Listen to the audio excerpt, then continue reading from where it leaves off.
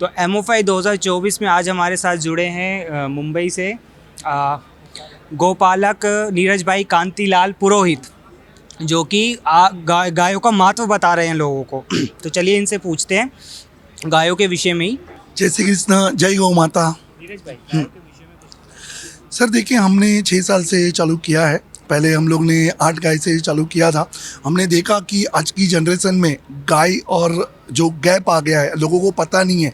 और आज आप ध्यान से देखेंगे तो आज के बच्चे लोग जब डॉग को देखते हैं तो उनके पास चले जाते हैं, बट गाय से दूर, गाय से डर लगता है उनको। और उनके पेरेंट्स भी बोलते हैं कि गाय के बाजू में मत जाइए, लात मारेंगे। तो हम ये जो गैप आ गया है, वो चाहते हैं कि गाय माता है, गाय कभी भी किसी को नुकसान नहीं करती है, गाय किसी को भी नहीं करती है। तो हम ये जो गैप आ गया है, वो गैप कम करने की कोशिश कर रहे हैं हम लोग। तो फिर ये आपको कहाँ से मतलब ये आइडिया आया कि मुझे गायों के लिए एक फार्म शुरू करना चाहिए? अच्छा सर, ये जब हमने मीन्स हमारे घर में एक डायबिटीज़ वगैरह कुछ थे, पिताजी को, छोटे भाई को भी मेरे डायबिटीज़ था। तभी हम लोग कुछ देख रहे थे तो मुझे पता चला कि देसी गाय के दूध के बहुत महत्व है। फिर वो जब हम तपास कर रहे थे तभी हमें पता चला कि गाय के सिर्फ दूध नहीं, गौमूत्र से बहुत बेनिफिट्स है, उसके गोबर से बेनिफिट्स है। फिर हमने इसमें देखा तो हमने देखा कि ये बिज़नेस में बहुत बड़ा वैक्यूम है। अगर यहाँ पे हमारे जैसे पढ़े लिखे लोग और हमारे जैसे कॉर्पोरेट वाले लोग इसमें आएंगे तो और युवाओं को इसमें ये मिलेगा कि भाई मोटिवेशन मिलेगा कि आप आइए करके। और मैं तो ये सबको कहता हूँ कि आपको सबको आना चाहिए, क्योंकि इसमें बहुत बड़ा वैक्यूम है। तो आप इसमें आएंगे तो इसमें फ़ायदा भी बहुत है। और कृषि जागरण जैसे मंच है जहाँ पे हमें बहुत अच्छा मोटिवेशनल मिलता है। तो मेरे हिसाब से हर किसी को इसमें जुड़ना चाहिए। तो आपने ये फार्म कब शुरू किया था, और ये जो आत्मया फार्म है, ये कहाँ से आपको ये नाम लगा कि मुझे आत्मया फार्म रखना चाहिए? सर इसकी बहुत इंटरेस्टिंग स्टोरी है। आत्मया, तो जैसे आपको पता ही हमारे मोदी जी आत्मनिर्भर बोलते हैं। तो गाय माता जो है, गौ माता, वो आत्मनिर्भर है खुद। गाय माता को अगर आप कुछ भी नहीं वो मीन्स गाय माता दूध नहीं देती है तो भी वो जितना खाती है उतना गोबर देती है। और वो गोबर और गौमूत्र को अगर हम अच्छे से यूटिलाइज करें तो गाय का खर्चा और गोपालक का खर्चा निकल सकता है। तो हम लोगों को वही कहते हैं कि गाय पालोगे तो आप आत्मनिर्भर जल्दी बन जाओगे। तो आत्मनिर्भर से ही हमने आत्मया ये सोचा था। यस। तो फिर आजकल की जैसी सिचुएशन है, गाय तो जैसे सड़कों पे घूम रही है, किसी भी शहर में चले जाइए आप, गाय सड़कों पर घूम रही है, कूड़ा खा रही है, कचरा खा रही है। तो ये क्या मतलब आपको ये कैसा लगता है इसको देखकर? सर बहुत बुरा लग रहा है, लेकिन लास्ट 4 साल में काफ़ी क्रांति आई है। और हम लोगों को दिखाना चाहते हैं कि देसी गाय जो गाय है उसको आप कमर्शियली देके, हम बोलते हैं कि जब आप गौ सेवा कर रहे हैं तो आप पैसा दे के गौ सेवा कर लेते हो, वो गौ सेवा नहीं है।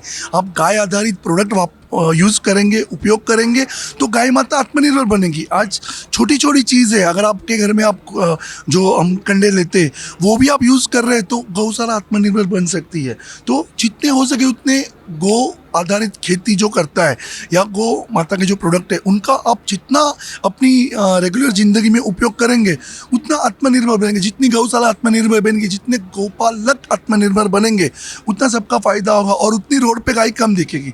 हमारा संकल्प यही है कि जो गाय दूध नहीं देती है उसको भी आप अच्छे से रखो, गोबर और उसका अच्छे से आप प्लानिंग करो तो आप उसमें से भी अच्छा पैसा कमा सकते हैं।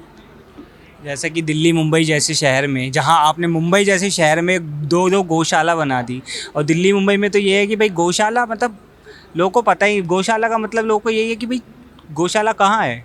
गाय तो वैसे सड़कों पे तो दिख जाएगी दिल्ली में, वैसे तो कोई गौशाला जाके तो देखेगा नहीं, लेकिन आपने अपनी गौशाला मुंबई में बना दी तो लोग क्या आते हैं वहाँ पे? ये अच्छा सवाल किया आपने। हमारे वहाँ पे हर शुक्रवार, शनिवार और रविवार हमारे वहाँ पे कम से कम 70 to 80 पीपल वॉकिंग होते हैं। ओके, हमने वहाँ पे शाम को 4 बजे से लेके रात को 8 बजे तक का वहाँ पे प्रोग्राम रखा है, जहाँ पे आप आते हैं तो सारे देसी गाय आधारित प्रोडक्ट का हम लोग वहाँ पे प्रचार करते हैं। वहाँ पे लोग आते हैं तो उनको गाय के साथ कैसे रहना है, गाय की बछड़ियों के साथ कैसे खेलना है, बच्चे लोग को सिखाना है, गाय का महत्व क्या है वो हम समझाते हैं। हम उनको गोबर के कुछ प्रोडक्ट बनाना भी सिखाते हैं। फिर वहाँ पे सात्विक भोजन होता है जो 100% केमिकल फ्री जैविक होता है। तो इससे क्या हो रहा है कि लोग अभी गाय गौशाला से जुड़ना चाहते हैं। जैसे हमने एक नया कंसेप्ट लॉन्च किया है, गाय आपकी संभाल हमारी, क्योंकि हर किसी की इच्छा होती है कि उनके घर में गाय हो, लेकिन बॉम्बे जैसे शहर में या दिल्ली जैसे शहर में आप देखोगे तो हर कोई गाय नहीं पाल सकता है। तो उनके लिए हम बोलते हैं गाय आपकी संभाल हमारी। इसमें हम क्या करते हैं, गाय आपकी संभाल हमारी कि आप गाय लीजिए, हमारे वहाँ पे संभाल रखेंगे और आप हमसे जुड़िए। तो ऐसे करके सामान्य आदमी को हम इसमें जोड़ना चाहते हैं करके। मतलब आप खरीदिए, हमारे पास ही रहेगी, हम संभालेंगे, यस, और पालेंगे हम, करेंगे। यस। तो बहुत अच्छी बात है। वैसे गायों के लिए, ये गायों के लिए जो आप कर रहे हो ना, ये तो एकदम अलग, मतलब जिसे कहूँ ना, अलग लेवल की बात है, क्योंकि हम कभी सुनते नहीं हैं। गायों का ये कि चलो हाँ, गाय का दूध पीते हैं, कैसा पीते हैं, थैली का पीते हैं, थैली का पीते हैं नॉर्मल तो पीते नहीं। तो अब इसको लेकर आपका क्या कहना है? जो दिल्ली मुंबई जैसे शहर हैं, यहाँ पे तो थैली का ही दूध चलता है, ठीक है, लेकिन गौशाला होंगी तो गौशाला से लोग दूध खरीदेंगे, पर ऐसा होता नहीं है। अगर गौशाला बन भी जाती है तब भी लोग गौशाला से दूध खरीदते नहीं हैं। तो इसके लेकर एक क्या प्रचार करना चाहिए कि लोगों में कैसे एक उजागर, मतलब एक जागरण हो लोगों के अंदर कि हाँ भाई, हमें खरीदना चाहिए वहाँ से दूध। मुझे ऐसा लग रहा है कि सबसे पहले हमें समझ में आना चाहिए कि जो चीज़ से हम दिन की शुरुआत करते हैं, दूध, वो जीवन में बहुत महत्वपूर्ण चीज़ है।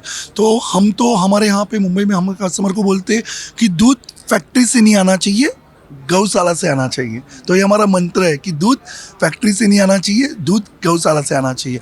और जैसे आपने बताया कि लोग गौशाला के कैसे आए, तो हम यही चाहते हैं कि हर गोपालक आत्मनिर्भर कैसे बने। तो जब तक हम मुख्य धारा में लोग आएंगे नहीं, तब तक समझेंगे नहीं। हमारे यहाँ पे काफ़ी युवा आते हैं हमारी गौशाला में 3 से 4 दिन का विजिट करने, रहने। हम उनको ये बिजनेस भी सिखाते हैं और हम लोग ओपनली उनको बताते हैं कि ये बिजनेस में आप आते हो तो आपको दूध का महत्व नहीं होना चाहिए, अदर प्रोडक्ट का महत्व होना चाहिए। जैसे गोबर के बहुत सारे प्रोडक्ट हम बनाते हैं, गोबर में से हम लोग धूप बत्ती बनाते हैं, सुरभि कप बनाते हैं, माला बनाते हैं, गणपति बनाते हैं। हमने ब्रेसलेट भी बनाया है, एंटी रेडिएशन चिप बनाई है। तो वैसे हम लोग रोजिंदा ज़िंदगी में जो चाहिए वो हम लोग गोबर के प्रोडक्ट ला रहे हैं। तो उससे गौशाला में कनेक्शन काफ़ी बढ़ेगा। जैसे कि आपने बताया कि गणपति जी बनाए हैं आपने, तो मुंबई, तो जहाँ से आप हैं, मुंबई में तो गणेश उत्सव बोले तो मतलब मुंबई धूम मच जाती है गणपति उत्सव में। लेकिन ये जो आपने गणपति बनाए हैं, गणपति जी जो आपने गाय के गोबर से बनाए हैं, तो इसका आपको ऑर्डर मिलते हैं इनके? सर, हम लोग लास्ट 2 साल से हम इस पे हमारी कोशिश चल रही थी और लास्ट ईयर से हमें उसका अवेयरनेस क्रिएट करने के लिए काफ़ी अच्छा रिस्पांस मिला है। और लास्ट ईयर भी हमने बहुत लोगों को दिया और इस साल, अगले साल के गणपति के लिए अभी तक हमारे पास 300 से प्लस लोगों ने बुकिंग करवा ली है। किस तरीके से बनाए जाते हैं? मतलब कि लोग, महिलाएं जुड़ी हैं या और बाकी लोग भी जुड़े हैं, पुरुष भी जुड़े हैं इसमें, इस काम में? नहीं, इसमें हम लोग क्या करते हैं सर, हमारे जो गाँव की महिला है जिनके पास बहुत सारा टाइम होता है और दोपहर का टाइम रहता है, तो उनको हम जोड़ते हैं हमारे साथ कि आप जोड़िए, कि उनको भी रोज़गार मिलता है, उनको भी कॉन्फिडेंस आता है। और जब गौशाला में माँ जब जुड़ती है तो उससे एक अलग ऊर्जा आती है और उनका, हमने देखा है कि उनका जो काम करने का तरीका है वो बहुत अच्छा होता है। तो इससे हमारे काफ़ी फ़ायदा हुआ है। कितनी महिलाओं को रोजगार दिया? अभी हमने अलग अलग वर्टिकल में दिया है। जैसे हमारी गौशाला में दोपहर के टाइम पे जो महिला आती है वो हमारे पास तकरीबन 30-35 है। प्लस हमारे बॉम्बे जैसे शहर में जो हाउसवाइफ है और उनको घर पे बैठ के कुछ काम करना है, उनको आत्मनिर्भर बनना है, तो वो एक हमारा अलग वर्टिकल है। उसमें अभी, पहले उसमें भी 30-35 थी, लेकिन अभी उसमें 50 से ज़्यादा महिलाओं हमारे साथ जुड़ गई है, जिन्होंने घर पर बैठ के ही उनको काम करना होता है। ये थे हमारे साथ नीरज भाई पुरोहित, जो कि मुंबई से हैं। इन्होंने मुंबई जैसे शहर में 2 गौशाला बना दी है। Thank you.